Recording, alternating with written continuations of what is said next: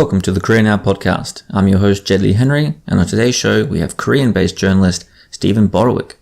4 years ago this week, the MV Sewol, a Korean ferry, sunk off the coast of Jindu while transiting from Incheon in the north down to Jeju Island in the south. Of the 476 people on board, 304 passengers died. The vast majority of these were school children from a single high school in Seoul. In many ways, Korean society is still struggling to come to terms with what happened on this day, and importantly, what happened in the aftermath. This event seemed to tear Korean society apart, expose cracks that people never thought were there. It opened old questions about Korean culture, ideas of obedience, ideas of shame, and ideas of duty. And it tore the two poles of Korean society down the middle. The left wing rallying around the families and the grieved, and the right wing steadily growing upset, steadily growing embittered by their continual displays of grief and mourning. And this is played out in very public, with very bitter counter-protests across Korea, with each side confronting each other with different ideas of what this tragedy means for Korea and what should be done about it. The Sewol tragedy also drew an eye back to the past. This was now being seen in the context of just another tragedy inside South Korea. A country that likes to forget its past, that likes to move forward, and thinks to dwell on sadness, to dwell on tragedy is not a good idea. And part of this is an economic idea, something that Korean identity is formed around, an attachment to growth, to profit, and to prosperity. And in the process of this, if corners need to be cut, if safety protocols need to be ignored, then this is a cost that many are willing to pay. Yet these all cleaved together when the Sewol went down. Korean society had to look in on itself, ask itself questions it hadn't before, and try to find a way forward as a nation forever changed. With Steven Borowiec, who has reported extensively on this tragedy and its aftermath, we will walk through this slowly. We will try and expand upon all these ideas and really expose what is underneath. It is difficult, it's not easy, and all the answers are not available. As always, if you enjoy the podcast and you want to contribute to its upkeep, you can donate at the Patreon account attached to this link, www.patreon.com/Jed Lea-Henry. So, without any further ado, this is Steven Borowiec.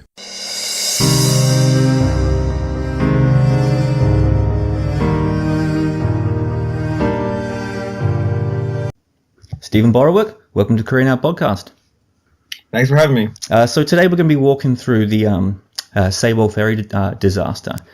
And this week has been the 4-year anniversary of it. So just to get things going, just to plant a flag post here, what happened 4 years ago on the 16th of April 2014, and what was the Sewol?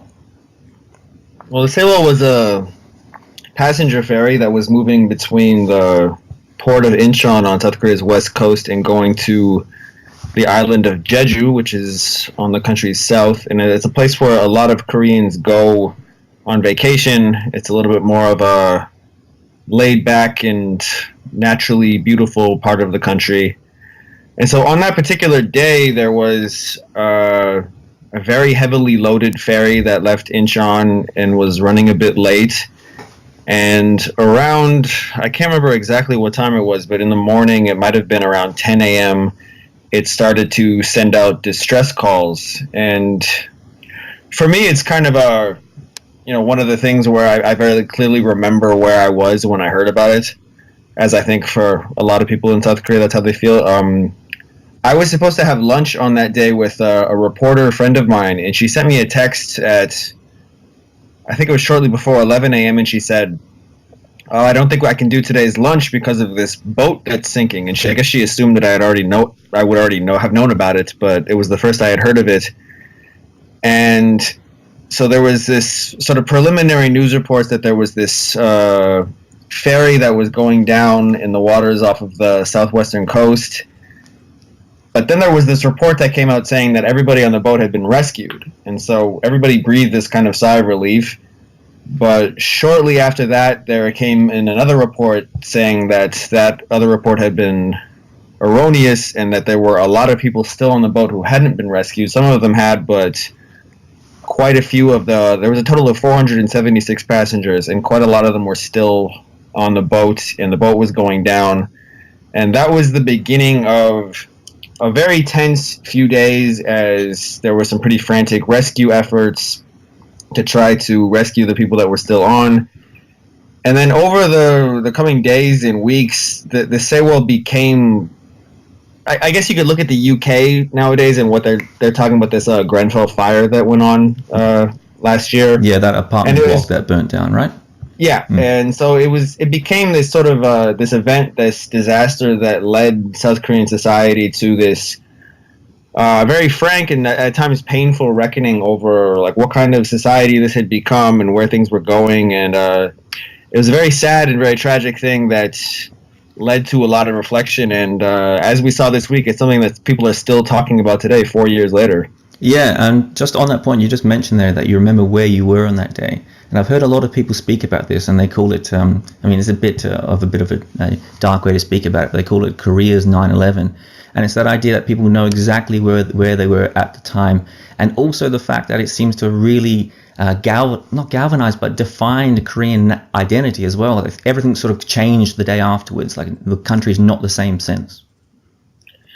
Yeah, I think a lot of people feel like that. I mean, I guess to like probe into that question a little bit more, there's this, I think maybe the country is in some ways still the same, but the way people think about their country is a lot different, and like sort of the impression that Koreans have of their own country, because this was something when it happened that I think a lot of Koreans felt like it was the kind of thing that would never again happen in their country. It's something that might have happened in the 80s or 90s when Korea was a less developed place. But the fact that, and we also have to, I think, bring into the conversation the fact that a huge portion of the people who lost their lives in this accident were high school kids. And they were on this trip to the resort island of Jeju as a sort of last bit of fun before they started preparing for their university entrance exam, which in South Korea is this super important test that can determine how good of a university you get into and then your prospects for employment afterwards. And so one reason that this sinking affected so many people emotionally was because it was just seeing the loss of so much young life. And I think a lot of the adults in the society felt like this was a sort of collective failure to create a society that was safe enough that young people could do something as simple like go on this type of vacation and have their safety be taken for granted.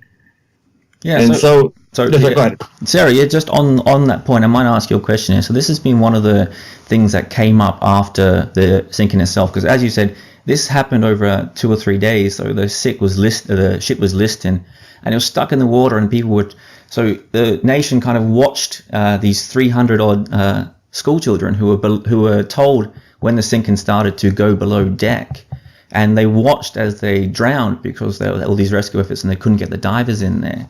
So one of the things that comes out afterwards is this sort of excoriating of the Korean identity, where people start to ask, were these students, were these young people too obedient? Is there a Confucian hangover that when these people, despite the disaster going on around them, they were ordered to go back below deck and wait, and they all did?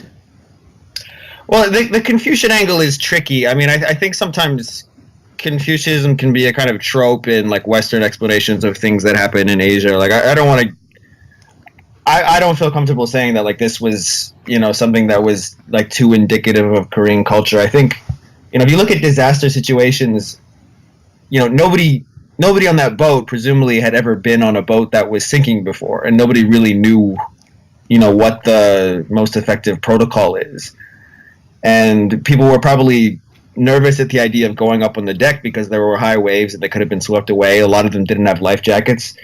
So I don't think any of us can really say that if we were on that boat today, like, you or I, or people who didn't grow up in, so-called Confucian society, I don't know if I would have done any different, or if I had the wherewithal to defy the official instructions and to go up on the deck. So, but at the same time, the fact that all these passengers were told to stay in their seats, I think the more important and more damning aspect of that was it shows that the people who were in charge on the boat at the time didn't really know what they were doing, and they were instructing passengers to do something that probably wouldn't have been in their best interest. They probably more people would have been saved if that hadn't happened. And we can speculate as to why that order was made and what it ended up meaning, but at the very least, I think we can conclude that was one factor in making this such a tragic and painful episode for so many people. Yeah, I imagine we all like to imagine that we behave quite brave and heroically in these moments. But of course, as you said, I would have to assume myself that when this happened, I would go below deck as well. I mean, you have to trust the people in authority when these tragedies tend to happen, and we're not as brave as we are from a distance. But if you want to move forward just a little bit here, you touched on it in your first answer there, that this was something that Koreans might have expected in the 1980s or early 1990s. So when this first came out, one of the things that really challenged people across society was this feeling that here we go again, that this is one more in a long series of disasters, of subway disasters, of buildings falling down and bridge disasters and shopping center fires. So this sort of idea that this has happened again and again and again, and Korean society likes to move on quick from disasters. It doesn't want to remember its past too much and dwell too long. That's true. After the Sewol happened, I did a lot of reporting where I talked to experts and I talked to people who had been involved in some of these other more well-known disasters, like the Sangpum Baekwajam, the department store that collapsed, and there was another bridge, one of the main bridges in Seoul that collapsed in the early 90s. And there is this one thing that I kept hearing over and over again was South Korea keeps having these same kinds of disasters because we don't want to learn from them. Like you said, they want to just very quickly pick up and move forward and continue the country's development and not dwell on these things too much.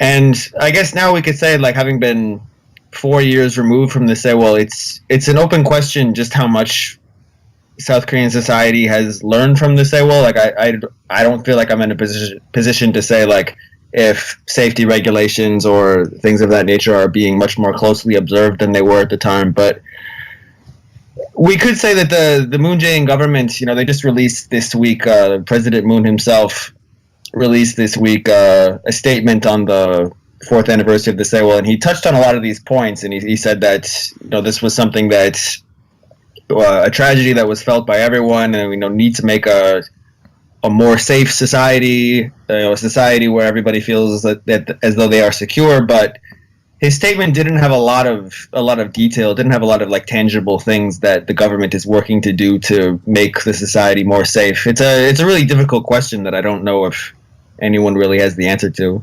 Yeah. So on that, I just to dig a little bit deeper there, just to touch on this. So when the Sewol went down and in the aftermath, what was this idea that some certain safety protocols were being missed? I've read occasionally that the passengers when boarding were simply not told any of the evacuation notices, and it seems to have come out afterwards that some of the staff themselves were not properly briefed on what some evacuation and safety protocols would be. Yeah, one really interesting angle to the Sewol is Korea's system of employment. Like the idea of, for anyone who doesn't know, like Korea has this kind of two-tier system of employment of permanent jobs and temporary jobs. And permanent jobs it's almost impossible to fire somebody who has a permanent job, and they're paid reasonably well and they have benefits and everything.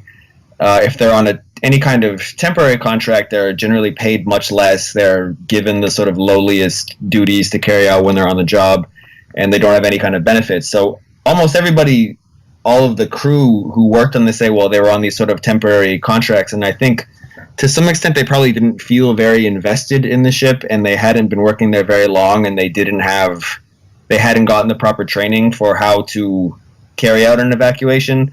So that's one part of it. Another big part of it was that the ferry was quite heavily overloaded, that the people who run the ferry, in order to make more money, they would transport cargo between the two ports, and so they had packed the ferry really to its limit, and they had, in order to keep the vessel afloat, they had less ballast water in the bottom of the boat, which is important for keeping the boat balanced. And a lot of that cargo hadn't been securely fastened, and that's again was probably to save labor costs because it just takes a long time to go throughout the whole cargo load and tie everything down securely. And also, the Sewol ferry itself has an interesting history. It was purchased from Japan, and when the Korean company who operated it purchased it, they put it through this pretty significant refurbishment where they added another part to the top of it so that it could have more passenger capacity. And all of these moves seem to have made the ferry quite top-heavy and quite vulnerable to falling over. And so probably there's still a lot of different theories as to exactly how the boat went down. But when I was initially covering it and reporting on it, I spoke to one maritime expert, a former captain, and he told me that what probably happened was that the ferry was running behind schedule, and so it was moving through a part of water that has quite a lot of traffic early in the morning. There's a lot of fishing boats that operate in the area. And probably what happened was a fishing boat came onto its path and the ferry had to turn quite suddenly. And so that sudden turn probably caused all of this cargo to fall over, which then shifted the weight of the ferry and made it fall over. Because if you see the initial images from the scene, the boat was laying on its side. And so the Sewol became a kind of crystallization for how neoliberal economics and this constant drive to earn more money and to have economic success had led to corner cutting when it comes to safety and just respect for basic human life. And that's a conversation that's still going on today that we don't really have an answer to. Well, let's dig into that just a little bit more then. Because Korean society for a very long time has valued itself on making profits and on growing and on work and on hard work above all else. So this is in many ways it's a capitalist haven where everyone focuses on making as much money as fast as possible. And one of the, as you just hinted at there, one of the claims when the Sewol went down that this is the inevitable byproduct of a society that simply values profit above all else. Yeah, that's one way of looking at it. When what some people who have took a little bit longer view and have more of a historical perspective would, particularly people on the political left, would like to mention that Korean society wasn't always like this. It was a lot of people point to the IMF crisis in the late 90s as a time when things like temporary employment and neoliberal economics came onto the scene. And Korean society in the past, I didn't live here at this time, so I didn't see it for myself. But a lot of people in Korea nowadays, they talk kind of wistfully about decades ago of Korea as a time when people were more compassionate, they cared more about their neighbors, they cared more about their community, and keeping up with the Joneses and being the richest person in your neighborhood wasn't the most important thing. And so I think the Sewol led to this, something of a reckoning for how Korean society had changed and how it had gone from caring more about the group and caring more about society at large to caring mostly about individual enrichment.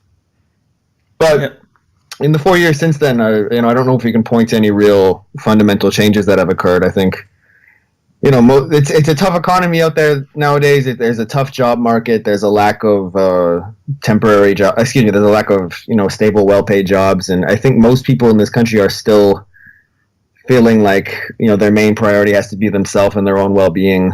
And there's still a strong commitment to the chaebol themselves. So whenever these large Korean conglomerates, one of these things is whenever there is some sort of corruption scandal or someone cut in certain corners, that these people do go to prison, but they're incredibly short prison sentences and often then commuted. And the claim people make when they let these people out of prison, despite crimes that have been broken, is this is what's needed for our society. Despite those small problems, you look at the bigger picture, and the bigger picture is economic growth.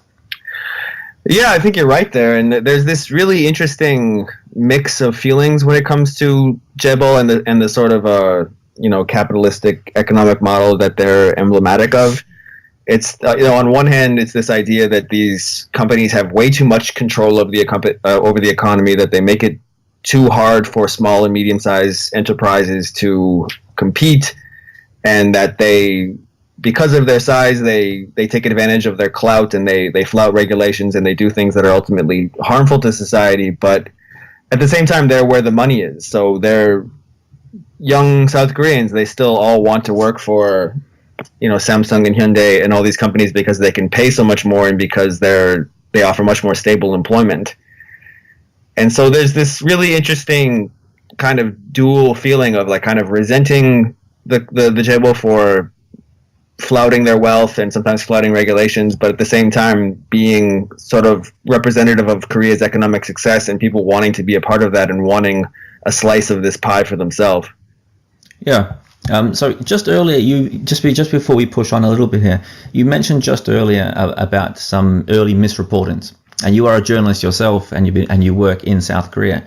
So this is something that came up, and I'm not sure how true this is, but in those early days after the Sewol, after the Sewol went down, and of course in the months and years that have gone by, there's been an awful lot of misreporting, as you touched on this, and of course this heightens a lot of the emotional angst that people have when you start getting misreportings of people being alive in the boat when they're not. And I wonder what you think about this idea that Korean journalism is at this immature stage. And one of the things I did here was that when these tragedies happen, it's often the very young reporters that are sent on these field trips, because the older reporters always move into management positions and they don't travel to these sites. So there's this pressure to report, and they're also very young and very early in their careers. Well, Korean journalism is something I could talk for a long time about. Sure. But a wrinkle of the way that Korean journalism tends to work that I would point to in this case is that if you open up a Korean newspaper, if you look at a Korean newswire, a ton of the content is almost directly dictated, like stuff that the government has dictated to reporters and that the reporters have reported pretty much verbatim.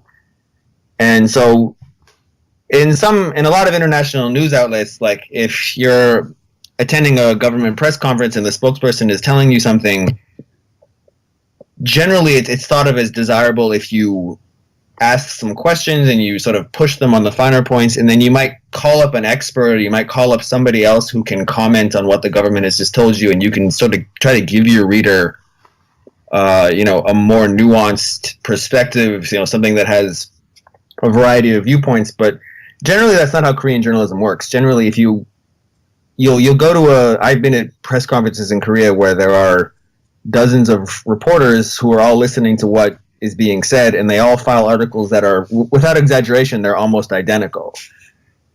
And one potential problem with that is that the government can say things and reporters are not fulfilling the role of checking things and trying to verify things as best they could. So throughout the Sewol, the government was making a lot of claims about how many divers were on the scene and how big of a rescue operation they had mobilized, and all these different things that were, to be fair to the reporters who were on the scene, those are very difficult things to verify. And I guess at the time I was probably reporting them too, so I'm not totally blameless here, but definitely the Sewol led to some kind of reckoning in Korean journalism over the idea that, is it a good idea to just totally faithfully report everything that the government says? And I mean, as far as I can tell, the Korean reporters still do that, but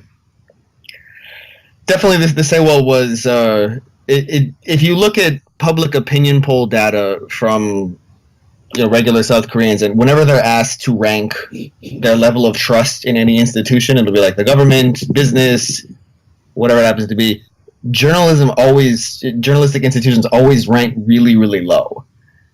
And so I would hope that my friends and colleagues in the Korean press would take this lack of trust as an impetus to make real reforms and to try to change the way that reporting is done in this country. But as far as I can tell, that hasn't happened, and I think it is overdue. So I hope that in the future, these sort of young reporters who were sent out to cover the things like this, like you said, they can maybe receive a little bit more rigorous training and maybe come away with a more critical and more incisive take on the events.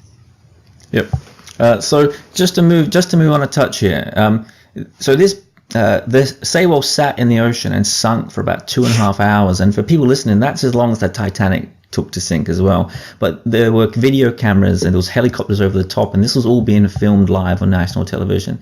So one of the questions people will have here is, why did 300 of the 470 people die? What was wrong with the response? Because one of the groups that was heavily criticized through all this was the Coast Guard themselves.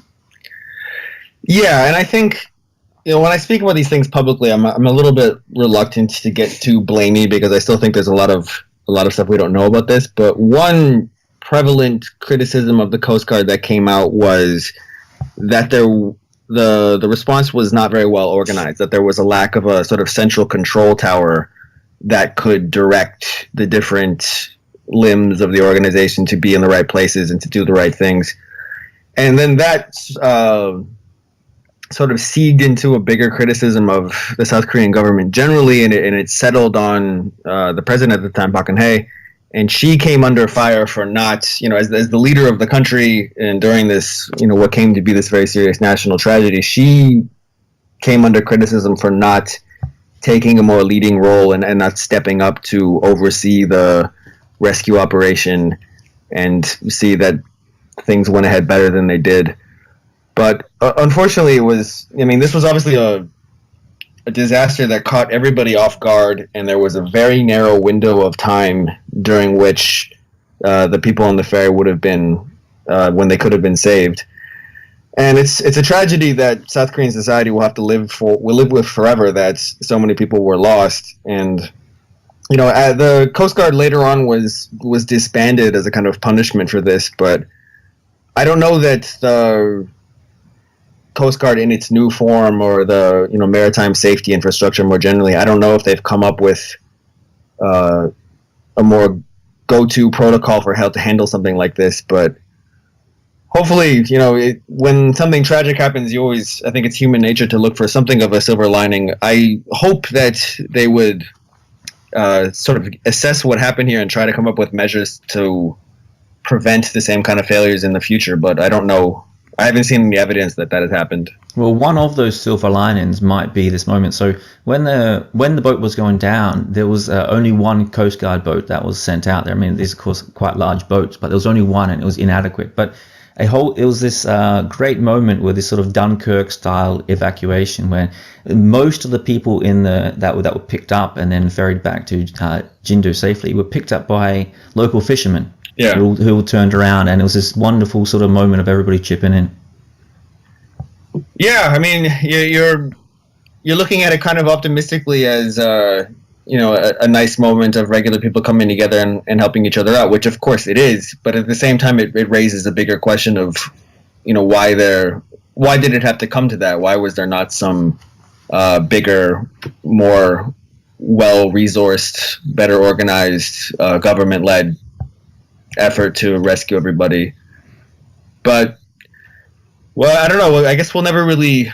There's still so many details of this sinking that I think haven't quite come to light. There was the government commissioned this Sewol investigative panel to look into things, but then their funding got cut, and it would be nice to see a very sort of reliable TikTok documentation of everything that went on that day, so that there could be a published assessment of the facts, and we could all agree on what happened and then draw lessons from that. Well, let's look into that government role for a second there, because, of course, as you mentioned before, one of the people that is most heavily criticized through all of this is President at the time, Park Geun-Hye, and she has this 7-hour gap between the emergency calls and her actual response on the scene. And she's grilled heavily for this, and people think it may have played into the eventual public tide that turned against her at the time of impeachment itself. So what do you make of Park Geun-Hye's role in all of this? Well, I think there are real questions about where she was on that day. Like, just recently, I think it was a couple of months ago, as part of the investigation into everything, she's been involved in this a separate and much bigger corruption scandal. There are real questions that like the Blue House sort of fudged the records of that day, and they misrepresented when she first heard about it and then when she responded, and it wasn't until I don't want to try to recite the specific factual details of when she, because I don't remember totally off the top of my head, but it does seem like she was sort of incommunicado for an important stretch on that day, and so her critics, mostly on the political left, have seized on that as representative of her neglecting her duties and her, having her being kind of apathetic towards the day-to-day responsibilities of governance. She's a famously, for listeners who don't know her, she's a famously kind of reclusive person. She doesn't really have a lot of friends. She never married. She doesn't have family. And doesn't display great emotion at the best it is a sort of seems like kind of a cold fish. When she was president, she would, much more than other presidents, she would spend a ton of her time just alone in her residence, and she had a very limited number of people who had direct access to her. That was just the way that she operated. We don't really know why, but that's just her temperament. And so there's this famous story of when she finally did attend a briefing on that day. She said something like, don't all the kids have life jackets? So why are they so hard to save? And so she didn't that comment just betrayed that she really didn't have much of a grasp of what was going on that day. And so, I do think that Park was, not a very effective leader, but to some extent, you also just got to understand the way things go in Korea. In Korea, if you're the person in charge, even if you had nothing to do with what was going on directly, you're probably going to take the fall for it. Whenever there's a company that does something bad, it's people call for the CEO or the chairman of that company to resign. If there's a certain branch of government that is being accused of malfeasance, people will call for the top person there to resign. So to some extent, Park was a sort of fall person here, but so in a sense, just on that point, if this was such a sort of messy, convoluted tragedy, this one, and it's so hard, as we've mentioned before, just to pin down exactly what happened, and there's so many factors coming together. So I heard some people defending Park Geun-Hye and saying things like there should be emergency procedures in place, and it shouldn't need the leader of a country to go down there to get things moving, in a sense. So do you think even in part, was she made a fool guy or a fool person for this event? I think to some extent. I think that's a fair criticism. Any system that has a reliable protocol for disaster relief, that can't depend on one person. You know what I mean? Any kind of reliable system has to be able to function even if there's not a leader on that day. There has to be a protocol in place, and various parts of a certain machine knowing what they have to do, even if there isn't one person there to direct them. And also, as president, as the head of state, it's not directly Park's responsibility to be overseeing a maritime rescue effort. That's not really her job on a kind of day-to-day basis. What I think a lot of people wanted to see from her is, almost on an emotional level, they wanted to see Park make some kind of gesture that she was emotionally invested in this, that she was really trying her best, and that she was going to make every effort that she could to be part of this. The role of effort in South Korean society really can't be overstated. If you're a public figure and if you give off the impression that you're sort of negligent and you're not really interested in fulfilling your duties, that's what I think turned a lot of people against Park. If she had, even just for show, if she had gone down to Jindo as soon as she could, and she had been seen on the ground talking to people and trying to participate in the rescue as best she could, and if she had gone on TV or just even gone on social media as early as possible, and she had said something to unify people and to show that she was invested in this, I think she would not have been criticized in quite the same way. She didn't speak publicly about this until, I don't remember exactly when, but it had been a few days. It's sort of like her style is to remain as silent and as out of the spotlight as possible. And I think that really didn't do her any favors in this scenario. If she had come out and made some kind of compelling statement that, at the very least emotionally, she was invested in this and she wanted to contribute in any way she could, she probably could have evaded a lot of the criticism that eventually came her way. Also, I remember, I guess it was about a week after the sinking, the families of a lot of the kids who were lost were rallying outside of the Blue House in Seoul, and they wanted to meet with her. But she just refused to come outside. She refused to arrange a meeting with them. She just kind of ignored them. If she had just walked out of her house and she had just come out onto the street and, sat down on one of these mats and had an open and frank conversation with them, again, I think she could have changed the narrative here, but that's just not really her style. So from that sort of tone-deaf response that she seemed to have, this has become a very political issue inside South Korea itself. So she did have her supporters. So she's a right-wing politician, and many people on the right did rally behind her at certain times. And if you might take a moment just as to contrast that right now with what the Moon Jae-in government has done this year. So this is the first year that South Korea has had an official ceremony being held. And of course, this is the first year where Park Geun-Hye hasn't been in charge. Yeah, and in interpreting the Moon government's decision to make the Sewol something that the government on an official level commemorates, I think we also need to just have a kind of cold political analysis of that and just acknowledge that it's much easier for them to do that just because it's not something that happened on their watch.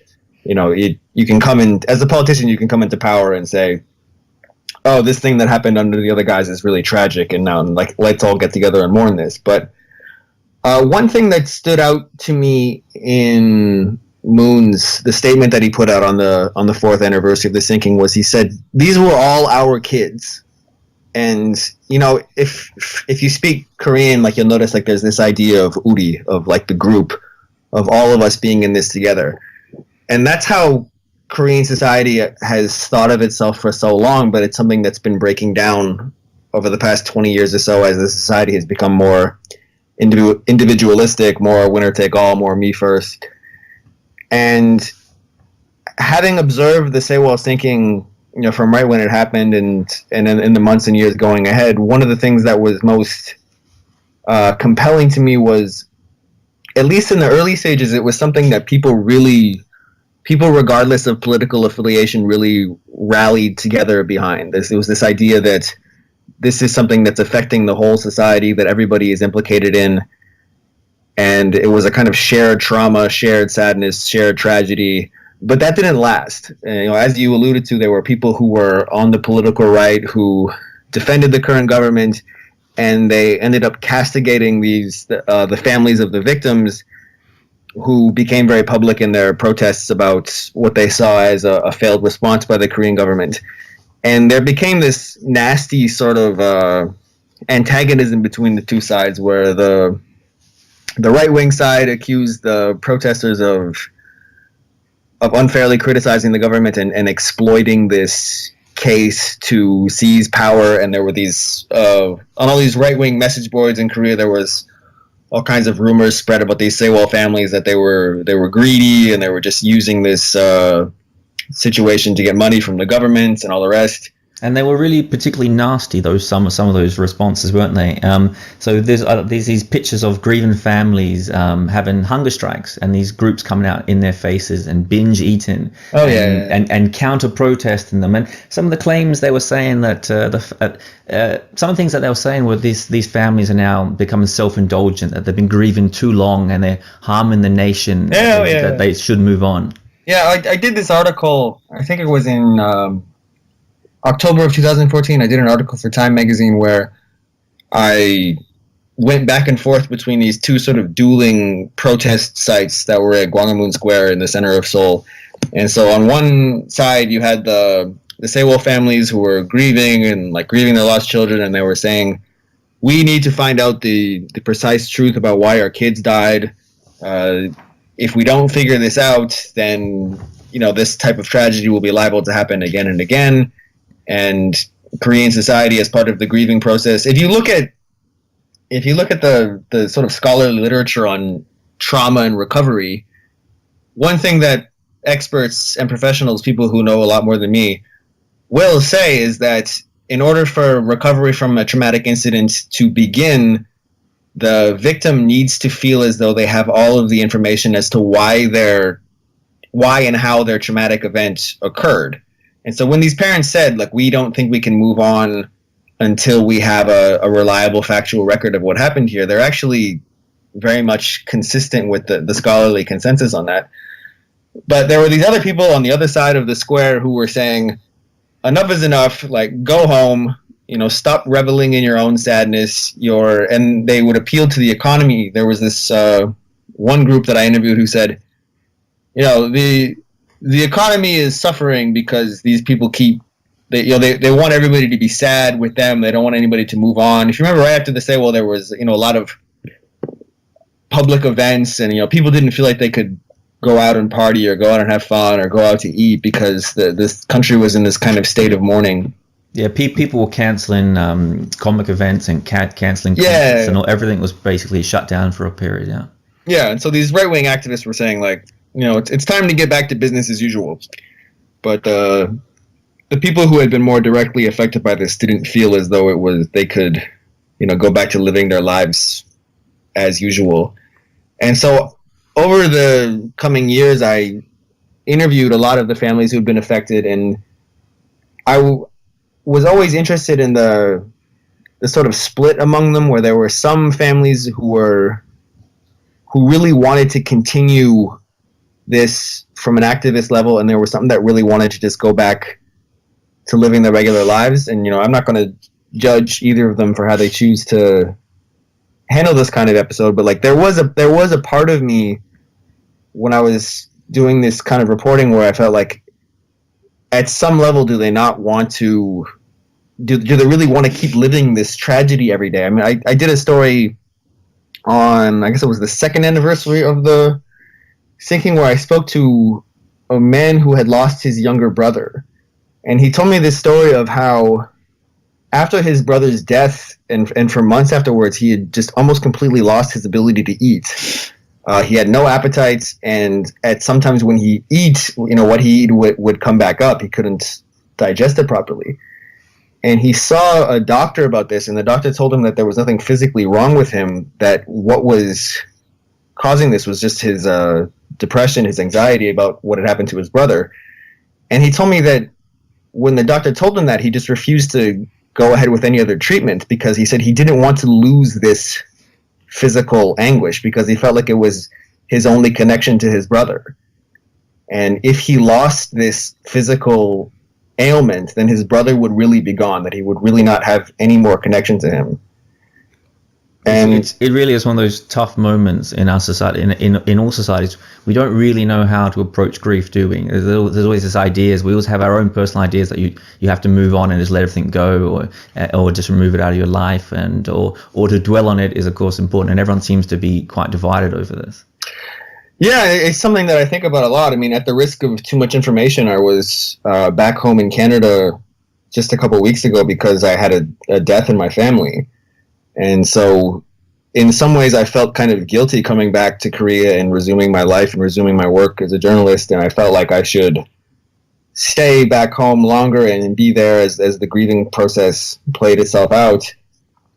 But at the same time, I felt this sort of duality of like, well, maybe my relative who passed away would want me to just continue with my life and want me to, get on and get back to work and continue being productive. It's a question that everybody has to answer on an individual level. I don't know that there's any one right answer. Yeah. And that was one of, I'm not sure, you were saying you're doing these interviews with these people. Was that one of the reasons why they pushed so hard to get the Sewol sunk? And there was still, I think it was 9 bodies that were missing. And one of the reasons that they wanted to bring it, and because divers had been through the wreck and they'd checked all the rooms and they said that there was no bodies left in the rooms. And they'd filmed all this just to prove it as well, because people weren't believing this. But I'm assuming one of the reasons they wanted to bring the Sewol up, a very expensive thing to do, was for this idea of closure, was it? Yeah, well, I think they wanted to, and I think when if I remember correctly, when they brought it up, they did find some physical remains of at least one of the people who was still missing at that time. But yeah, I think that was definitely part of the grieving process that they I think the families wanted the ferry brought up out of the sea as a kind of physical representation of the tragedy. There was, kind of the optics of not wanting to have this ferry that's representative of this very serious tragedy just remain hidden under the sea, but to bring it out into the light and have everybody be able to see it. And I've not been down to Mokpo yet. I would like to go down and just see the ferry for myself, because there could be a kind of sensory and emotional significance to actually seeing this thing that we spent so much time talking about, and have a moment to appreciate the size and scale of this ferry that went down, and be able to some extent appreciate the loss of life. And I've heard a lot of everyday South Koreans are actually doing that. They're making these pilgrimages down there quite regularly. But just to narrow in here, just to expand, just to look into one aspect of this, of course, it's an open question, and we doubt whether Park Geun-Hye had any responsibility or how much he did, and it's just a big challenge, and including the Coast Guard. This is all these times of grief. But one person that people seem to really decide that there was no two ways about was the captain of the ship. So what did he do at the moment, and how do you view him through this? Well, the most important thing when it comes to how people talk about him is that he chose to leave the vessel when a lot of the passengers were still on. And so he was accused of abdicating his responsibility as captain. There's this notion of the captain of a ship as going down with his or her vessel if it's in distress, and having ultimate responsibility over what goes on. And a lot of people accused him of being really negligent, and of thinking of himself before he thought of anybody else. There was also this story of crew members when the ship was going down of changing out of their, they were all wearing like Sewol ferry uniforms, changing out of their clothes and sort of fleeing the ferry in their underwear, and they just had a beer, while they were waiting to be rescued. And all the while, they've been telling the students to stay below deck. Yeah. So they were, the passengers were being told to patiently wait for rescue, and then these few crew members, they got off the boat as soon as they could, with no indication that these hundreds of passengers would be rescued or not. And now, so just to put this out there, the captain's claim, at least this is what I heard at parts, one of the claims that the captain made was that the water was freezing, the currents were pretty strong, and he was nervous about evacuating people too early in a listing ship because he thought they may die in that situation. Is that a credible idea? Yeah, I think so. The currents were definitely very strong. I remember in the days after the sinking, the Korean government, they repeatedly attributed their rescue efforts' lack of results to strong currents. I can't tell you how many times over the next few days I went on BBC radio or whatever broadcast media outlet where I would be asked, why wasn't anybody being rescued? And the divers were saying over and over again that the currents were too strong in that area, and what the currents were doing was kicking up a lot of mud. And so the water was really muddy, and there was really poor visibility, so they weren't able to reach the hull of the ferry.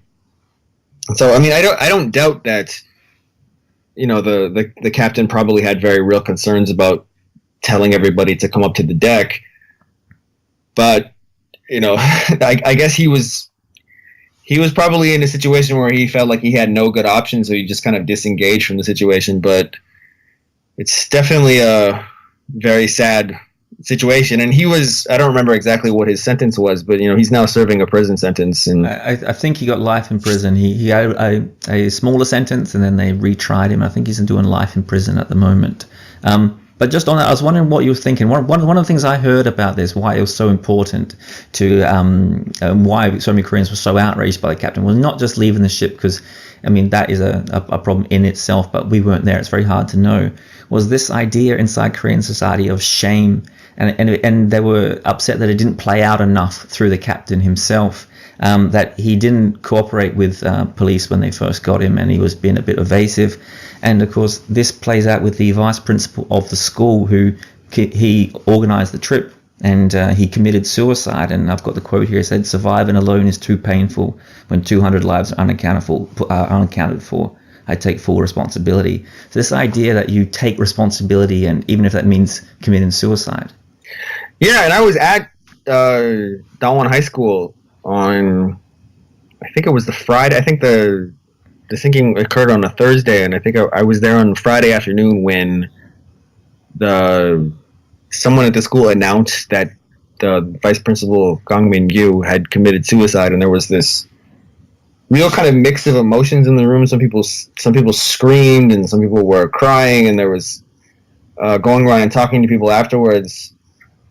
You got sort of two takes on his decision to take his own life. Some people felt like he was further betraying the collective cause, and like he was further abdicating his responsibilities, and he was leaving this community at a time when it was grieving and things were very intense.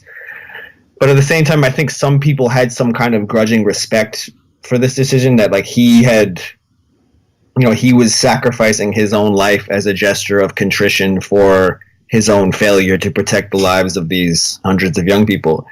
And in the coming months, I talked to more than one, a number of Korean people who told me that that's what, the captain should have done the same thing. I mean, that's not necessarily my opinion. I'm opposed to suicide in pretty much any case. Just on a side note there, the head of the company involved, he also committed suicide, didn't he? Well, he was found dead, and so we can. I think when he was found dead, his body was so decomposed that they couldn't, come up with a strong case for what the cause of death had been. But yeah, I mean, he probably committed suicide. Yeah. But yeah, I think a lot of people were frustrated that the captain was not making a more overt show of contrition and not doing more to show that. But I think on some level he probably felt like, like I said, he was not too invested in this boat. He had not worked there for very long. I think he probably didn't feel like it was, he personally was really all that responsible for what went on in the Sewol, which is sad. But if we can play amateur psychiatrist, I think that's probably how he felt. And just to touch on that vice principal who tragically killed himself, one of those. This opens up an insight into Korean society that he took his life, and when he did so, he was saying at the time that it had a lot to do with he had responsibility for these children, and he had ownership over them at the time. And there's so much pressure and so much value and so much time and money invested in South Korean children that this is this idea that if you are responsible for them, you are responsible for this most important commodity. It's almost as seen as a commodity inside South Korean society. Very, very important thing. Well, South Korean parents invest a ton of their time and their energy and their money into raising their children and to investing as much in their children's future success as they possibly can. And I think probably more than in the West, Korean parents see their children's own prospects for the future and their own success as a reflection of themselves. There's much less of a sense of, their kids are individuals who can do what they want, and what they ultimately do with their lives is separate from their parents. And so I think a lot of the parents that I spoke to, I think a lot of them felt like when they saw their children die, they really did feel like a part of them had died too. And a lot of them felt like the purpose of their life had been taken from them. They felt like the purpose of their life was to invest all of their energy into seeing their kids be as healthy and successful as possible. And with the loss of their kids' life, they felt somewhat lost.